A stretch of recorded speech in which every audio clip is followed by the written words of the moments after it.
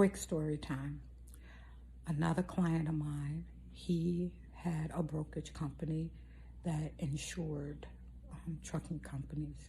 Back in the time where COVID happened, they had the PPP loans and the SBA loans. He had received the PPP loans, and he had received an email from someone saying that they could help him get the government loans, the SBA loans. So without thinking, he responded to that email, and on top of him responding to the email, he initiated the person to help him get the SBA loan. They request a lot of his documents, a lot of his personal information. He gave it to them.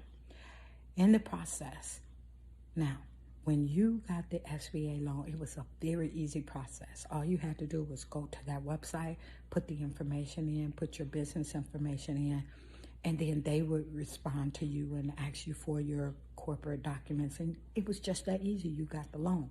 But with him, he sent all of the information. Guess what, you guys?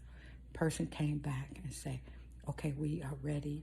We can process it. What we need from you is they need a $60,000 deposit to ensure that the loan will go through. He sends them the $60,000. He waits a few weeks or whatever. Then he reaches back out and they say, oh yeah, they came back and said instead of the 60, they need another 47,000. So he sent the 47,000. By the time he figured out that this was fraud, he had lost over $107,000. When he reached out to me to help them to get their books together and everything, we did that. We put everything together. And when I seen that, I said, listen, for the SBA loan, you shouldn't have never done that. Show him the website. Boom, boom. That's neither here nor there. He lost the money. So because he had lost the money, he was cash flow broke. And he wanted to try to get himself out of that. So he decided to do a partnership to get the money, from this person to help pay off some of the debt that he had created from being frauded out of that money, right? So he formed this partnership with the guy, and he didn't even think about it, didn't do any research. Everything sounded good, so he did it. And in the process, it took him like 3 months, and he learned that it wasn't a good situation. So him and the partnership had a disagreement in the guy. And at that moment, he was sitting at his desk, and someone told him to go to the bank. He went to the bank. The guy was at the bank, and he was going to clean his bank account out. So he removed the guy's name off of the bank. But the guy took him to court, right?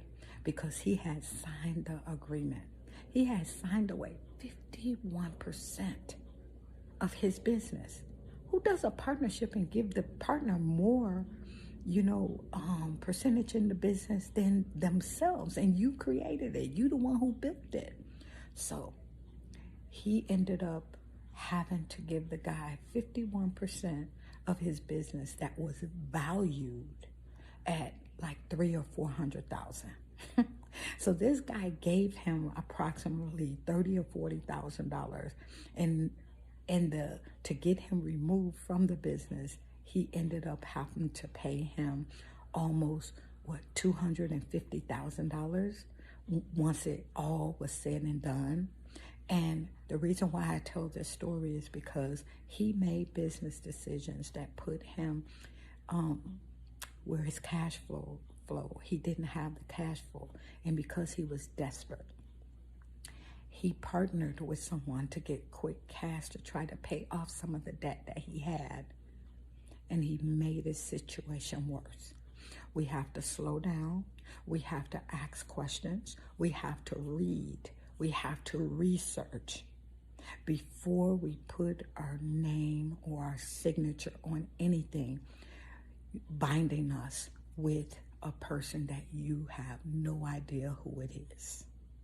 And another thing, when you're forming these partnerships, look and spend time with that person. Because if that person has a bad attitude or a bad reputation, it follows you.